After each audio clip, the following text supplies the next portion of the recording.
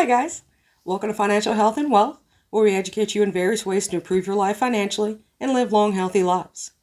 Today we're going to talk about the government possibly forgiving student loan debt. If you'd like to see more of this type of content, then like, subscribe, hit that notification bell so you know about future videos.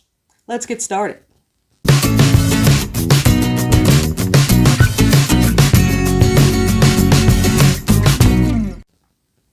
There's been a growing call to cancel student loans for every student loan borrower.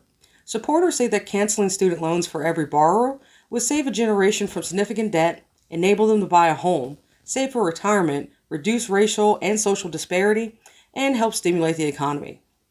Now, 45 million borrowers are carrying around $1.7 trillion in student loan debt. Democratic leaders in Congress are responding with plans to raise up to $50,000 in student debt per borrower. It's part of their plan to stimulate the economy, assuming people will spend more money and support more jobs if they don't have to pay down student loans. Now, for cash-strapped households, wiping the debt would address the problem of monthly payments and a balance that continues to accrue interest. However, unless the tax issue is resolved, those borrowers would be on the hook for one of the toughest creditors around, the IRS.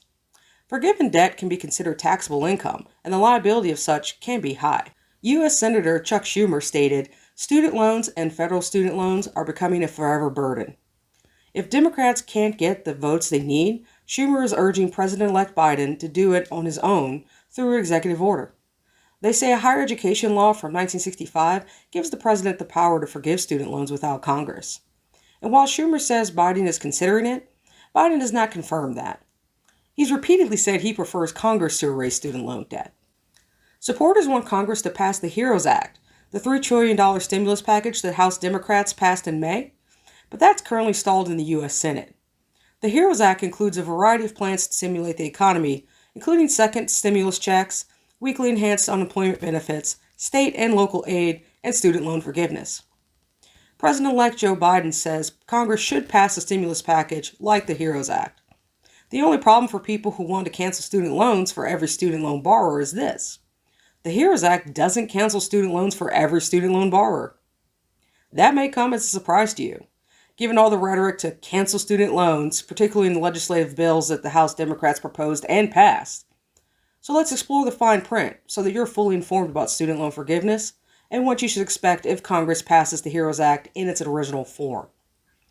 The plan in Congress faces opposition from Republicans who say canceling student loans will effectively shift the burden to all taxpayers and drive up our deficit and national debt. Republican Kevin McCarthy thinks getting the economy back working again is the best way of moving forward on how to deal with anyone's debt.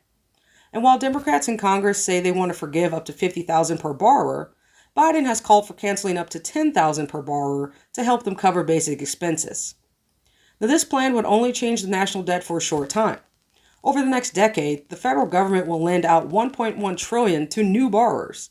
If the federal government cancels a chunk of student loan debt in 2021, total outstanding debt would climb back up to current levels within a few years. The concern about tax liability is one of the main arguments against the plan.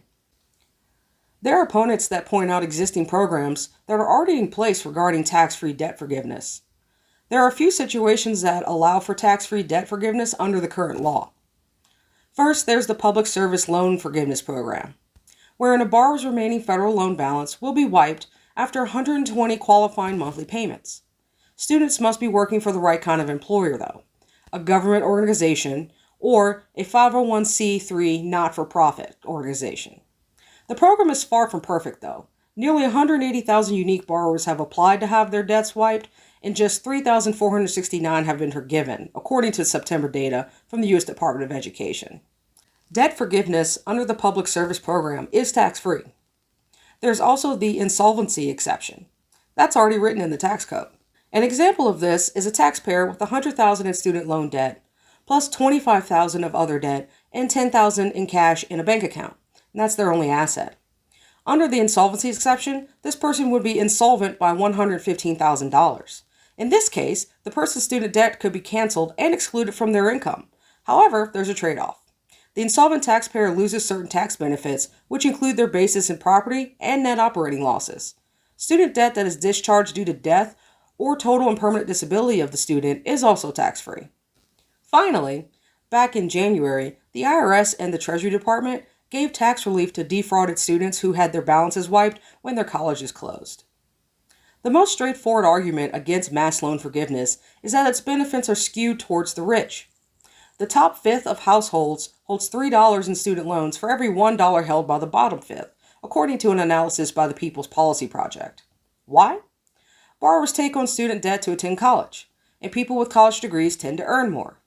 Those with the most debt, $50,000 or more, almost exclusively have graduate degrees, which carry an even larger earning premium. Nor does student loan forgiveness necessarily help students with low-income backgrounds. Students from rich families tend to borrow more than students from poor families, since wealthy students disproportionately choose expensive private colleges where even rich families must resort to borrowing. Other options have been brought up to restrict who may get their student loans forgiven.